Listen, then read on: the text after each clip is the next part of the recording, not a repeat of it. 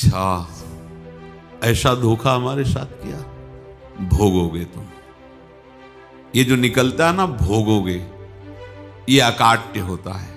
क्योंकि किसी का भी हृदय, मान लो किसी भी जीव जंतु को आप कष्ट दें और उसका हृदय आह भर जाए, तो वो आह वज्र की लीक है, तुम्हें भोगना पड़ेगा। वो आह किसी की ना लेना जिंदगी।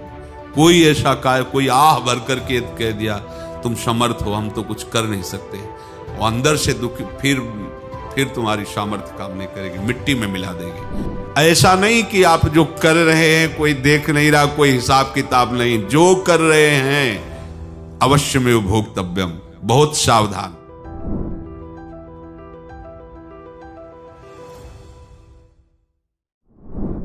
जीव स्वयं नित्य निरंतर कर्मों के जाल को रच रहा है और अपने आप को बांध रहा है। आपको मुक्त होना है, बंधना नहीं है। जीव का जन्म कर्मों के अनुबंध से होता है, कर्मों के बंधन से होता है, और उसको अपना ऋण चुकाना होता है। कर्मानुबंध ये बहुत सूक्ष्म विषय है।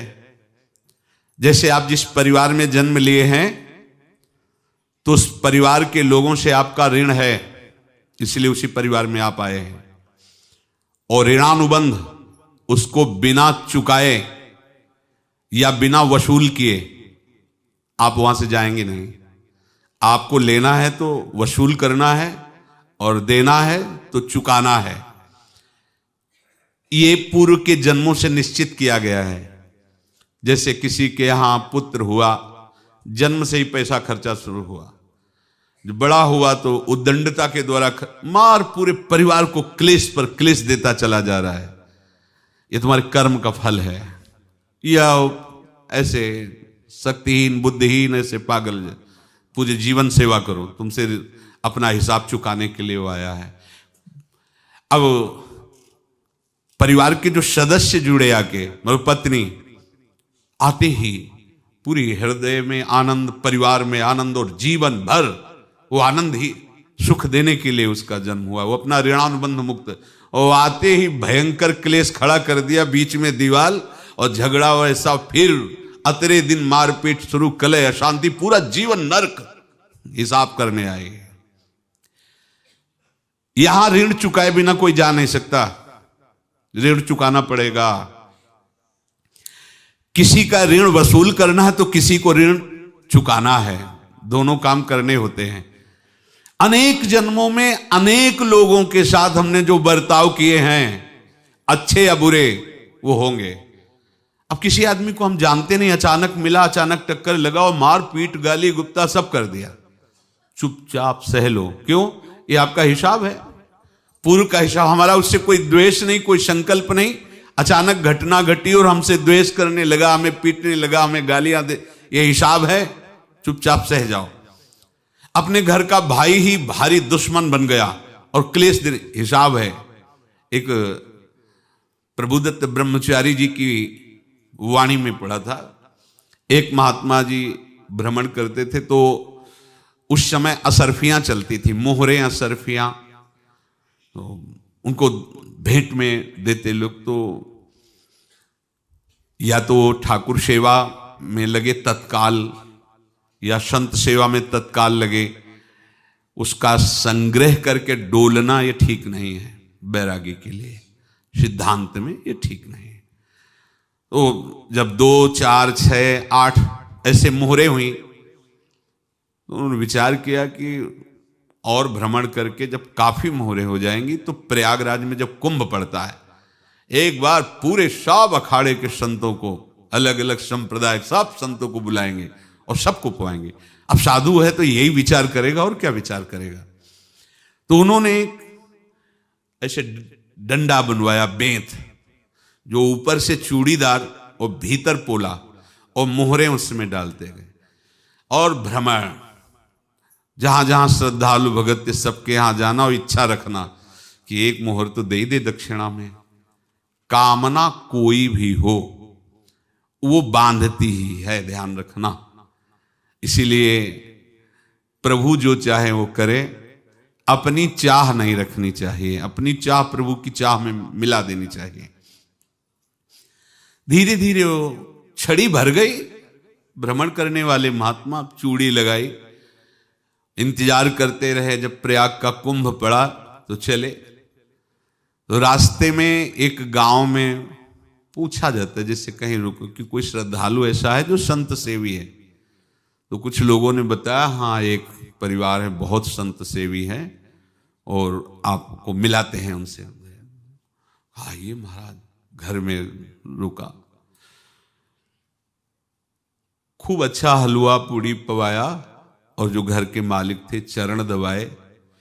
चरण दबाते दबाते उनकी दृष्टि पड़ी उस डंडे पे। इतना मोटा और ऊपर से कुछ चूड़ी सी भी नजर आ रही, इस डंडे में तो कोई रहस्य है ही है। अब महात्मा जी को खवा पिला के सुला दिया। महात्मा जी जब सो गए तो पत्नी से धीरे से कहा, वो डंडा लाओ बाबा जी का डंडा। वो चूड़ीदार जो ही खोला पलटाया तो सैकड़ों मोहरे। ऐसे संत रोज पधारे भगवान, तुम आनंद हो जाए फिर क्या। पत्नी से कहा, नाप के कंकड़ लाओ। वो तो महात्मा जी तो खाए खीर पूड़ी, आराम से सो रहे। रात में पूरी प्लानिंग करके उसमें कंकड़ भर के चूड़ी लगाकर सिराने रख दिया, सारी मोहरें हटा ली। महात्मा जी आराम से छड़ी उठाए तो वजन पक्का। वैसे बड़े लोग चतुर होते हैं, पर ये नहीं जानते कि कर्म कितना भयानक होता है। और उनकी कोई संतान नहीं थी, पर धन में इतना प्रेम उनको था। बहुत सावधान। साधु महात्माओं के पास जो अर्थ है, गृहस्थी अगर आता वहीं से है, पर अगर उसको जोर जबरदस्ती या किसी छल कपट से, तो वो उसका विनाश ही करता है। आज तक का प्रमाण है। अब उनको ये भाव पता नहीं होगा, या पता होगा तो लोभ के कारण वो उसको मान नहीं पाए होंगे। महात्मा जी गए प्रयाग में, किसी अखाड़े पर रुके और वहां प्रार्थना की कि कल जो है संपूर्ण अखाड़ों का निमंत्रण किया जाए और सब संतों को भोग पवाया जाए और उनको दक्षिणा भी दी जाए। महंत ने सोचा कि बहुत बड़ा है तो उत्सव है, क्योंकि प्रयाग में कितने हजारों संत महात्मा सब। तो उनका महाराज बोरों इसमें चीनी और टीनों घी लगेगा, सब व्यवस्था। बोले आप मंगाइए, एक एक हिसाब हम करेंगे, हमारे पास सब व्यवस्था है। बोले कुछ तो पहले दे दो, इकट्ठे देंगे हम। उनको था कि अगर हम छड़ी खोला और दो चार मोहरे दी, किसी को पता लग गया तो गड़बड़ हो सकती। बोले हम भंडारे के समय आखिरी में सब कुछ आपको दे देंगे। ठीक है। वो अपने पास से पैसे लगाकर खूब जितना सामग्री सब लाए, लाखों की, और सब संतों को निमंत्रण कर दिया। संत जन निमंत्रित हो गए, भंडारा बन रहा है। तब वहां के महंत है और उनका देखो भंडारा भी बन रहा है, संतों को निमंत्रण। अब आप अर्थ की व्यवस्था कीजिए, क्योंकि इतनी बड़ी हमारी सामर्थ्य नहीं थी जितना हमने किसी तरह हमने व्यवस्था की। अब मुझे अर्थ चाहिए, तभी आगे की व्यवस्था बढ़ेगी। संतों को दक्षिणा देंगे और जिनसे अर्थ लिया उनको दे। देखो रसोई बन गई है सब। उनका छत में विश्वास नहीं तो ये अभी चूड़ी खोली। उनको तो था ना कि मोहरे हैं, कंकड़। तो अब जैसे कितना उनको सदमा लगा होगा। हजारों संतों का निमंत्रण, रसोई बन, मतलब संत हो के छल कपट। तो उनका महाराज आपने तो हमारा नाश कर दिया, जो महंत थे। अब बताओ रसोई बन गई, संत निमंत्रित हो गए और आप ये कंकड़ दिखा रहे हैं हमको। आपने तो हमें बर्बाद कर दिया, हमारी इतनी सामर्थ्य नहीं थी, आप पहले बता देते। संत होकर ऐसा छल कपट। अब वो बोले तो क्या बोले, क्योंकि उनको पता था कि मोहरे हैं इसमें। अंदर से उनका चिंतन गया उसी सेठ के पास, अच्छा ऐसा धोखा हमारे साथ किया, भोगोगे तुम। ये जो निकलता है ना भोगोगे, ये अकाट्य होता है। क्योंकि किसी का भी हृदय, मान लो किसी भी जीव जंतु को आप कष्ट दें और उसका हृदय आह भर जाए, तो वो आह वज्र की लेख है, तुम्हें भोगना पड़ेगा। वो देखो भीष्म जी को भोगना पड़ रहा है ना। सांप को ऐसे धनुष की नोक से उठाया और बंबूल के कांटों के ऊपर फेंक दिया, कई दिन तक छेदा हुआ, वो आह भर करके मरा। तो आपको 6 महीने बाणों की सैया पर आह किसी की ना लेना जिंदगी में। कोई ऐसा कोई आह भर करके कह दिया तुम समर्थ हो, हम तो कुछ कर नहीं सकते, और अंदर से दुखी, फिर तुम्हारी सामर्थ्य काम नहीं करेगी, मिट्टी में मिला देगी। फिर ये तो संत थे और भगवत आराधना के लिए, संत आराधना के लिए ही ऐसा किए हुए थे। अब इनका कैसे मुंह दिखाएं, अब क्या करें। सुबह संत जन आएंगे, सबके बीच में हमारी कि देखो इन्होंने, अब क्या करें। गए और संगम में जाके छलांग लगाई, अपने प्राण त्याग दिए। अब उनके तो पास मोहरे थी और व्यापार बढ़ा, और 9-10 महीने बाद ही लड़का हुआ। अब तो उनको कि संत फलीभूत हो गया। देखो व्यापार चल रहा, लड़का नहीं होता था, लड़का भी हो गया, बड़ा आनंद छा रहा है। जब से वो प्रकट हुए और धन की वृद्धि शुरू हो गई, पढ़ाई लिखाई में उनके खर्चा हुआ सब, बस बीमारी शुरू हो गई उनके शरीर में। अब उसमें पैसा जाना शुरू हुआ। इतने आसक्त वो दोनों हो गए कि कुछ भी हो, व्यापार ठप, संपत्ति बेचना शुरू। तो उन्होंने कहा कि बेटा मैं क्या कर सकता हूं तुम्हारे लिए। बोले हमारी अंतिम इच्छा है प्रयाग चलो, और जितने प्रयाग में संत महात्मा सबको एक बार भंडारा करवाओ, हमारी इच्छा अंतिम है। क्योंकि अंतिम यही इच्छा थी। तो बोले अब ज्यादा संपत्ति तो नहीं रह गई, तो बोले घर बेच दो, मेरे लिए ही तो है, बेच दो। मुझे लगता मैं बचूंगा नहीं, पर मेरी अंतिम इच्छा पूर्ण कर दो। घर बेच दिया, जेवर बेच दी। वहां गए, जब संत सेवा की तो बोले मुझे संगम तक ले चलो। संगम तक ले गए और बोले समझे तुम चुराए थे और हमने उसको छीना है, कुछ नहीं रह गया तेरे पास कुछ, अब केवल ममता और आसक्ति में जलकर मर और नरक प्राप्त कर। मैं वही महात्मा हूं जिसकी तूने मोहरे ली थी, शरीर छोड़ दिया। महात्मा को जन्म लेना पड़ा और इनको दुर्गति भोगनी पड़ी। ऋणानुबंध, होश में। ऐसा नहीं कि आप जो कर रहे हैं कोई देख नहीं रहा, कोई हिसाब किताब नहीं, जो कर रहे हैं अवश्य में भोक्तव्यम। बहुत सावधान। अनेक जन्मों में अनेक लोगों से जो कुछ लिया दिया है, इस लेने देने को मिटा देने के बाद ही तुम मुक्त हो गए। इसीलिए एक उपाय है, लेना न देना, मगन रहना। क्या? मालिक को समर्पित हो जाओ, मालिक को अपना माना हुआ समर्पित कर दो, खत्म।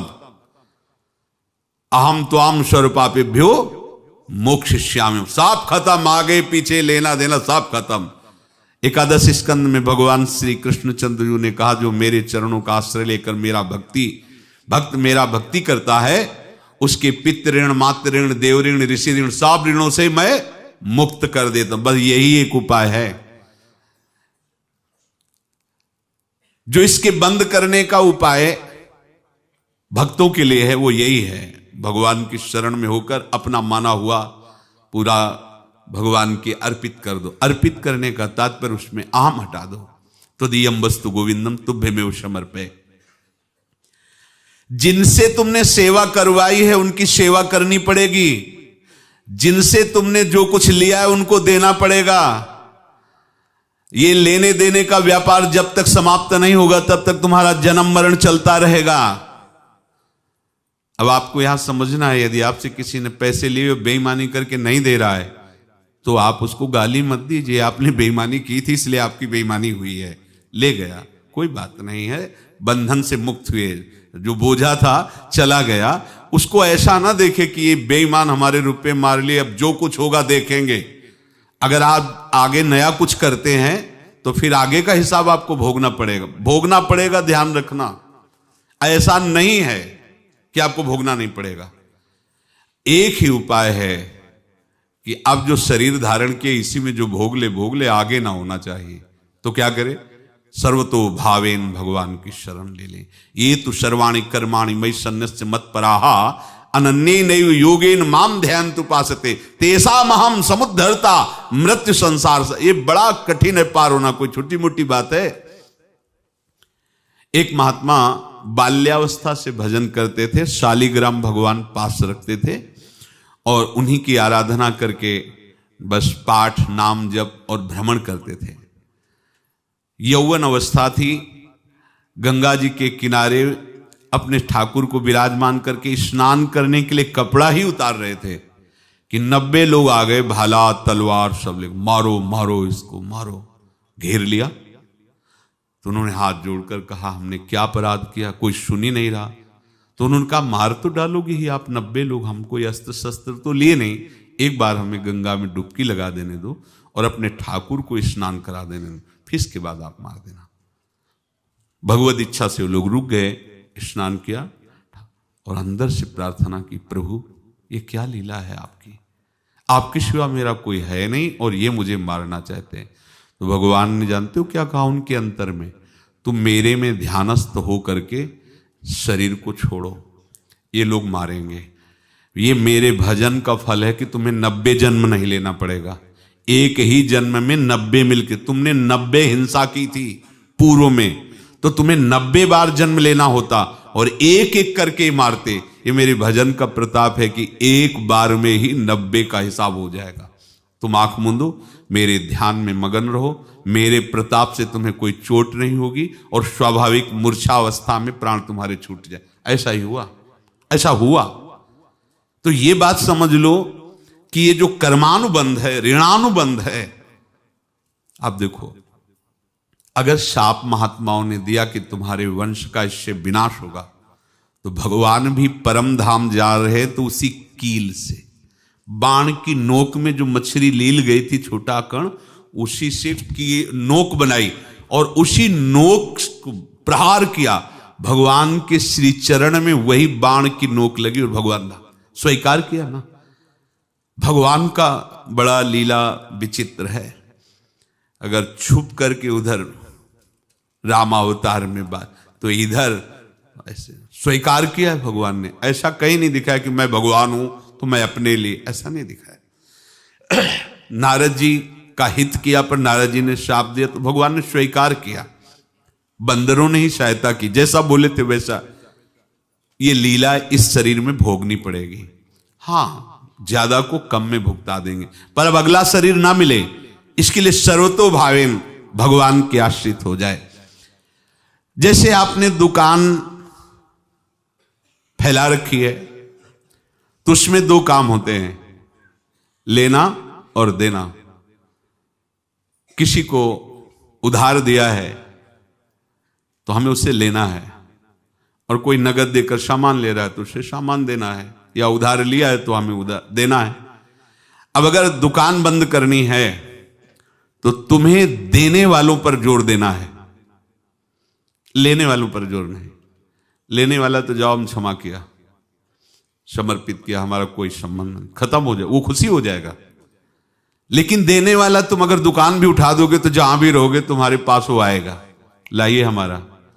तो देने पर नजर रखिए, जिसका जिसका हिसाब है वो आपके सामने आता जाए, हटाते जाओ। लेने पर नजर मत रखिए और दुकान फौरन उठा दीजिए, नहीं अगर लेते देते रहे तो चलता रहेगा। आगे चलकर कुछ लेना न देना, मगन रहना बस अपने प्रभु के चिंतन में। अब हम कैसे जाने कि किसको क्या देना है, हमें क्या पता।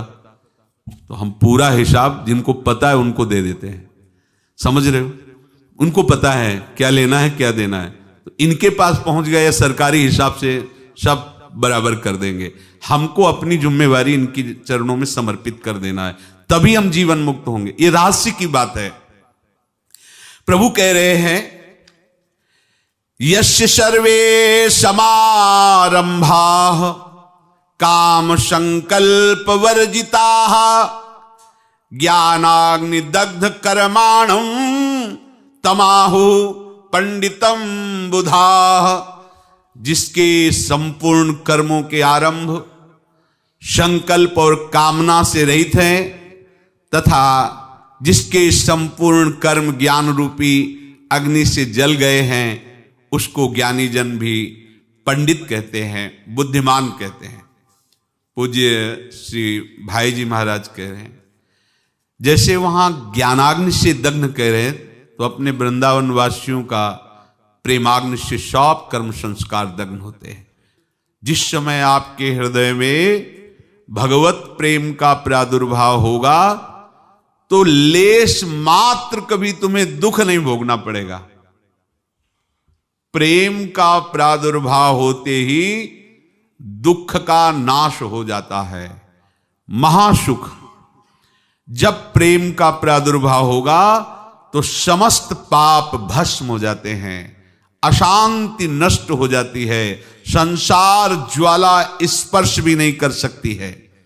जब भगवत प्रेम का प्रादुर्भाव होता है तो हो सकता है उस उपासक के जीवन में दुखों का पहाड़ टूट पड़े, परिवार खिलाफ, शरीर रोगी, अव्यवस्था, बहुत बहुत कुछ, सब कुछ। कह रहे हैं इतना सब होने पर भी उसके हृदय में कोई भी दुख नहीं होता। ऐसा सामर्थ्यशाली भगवत प्रेम है।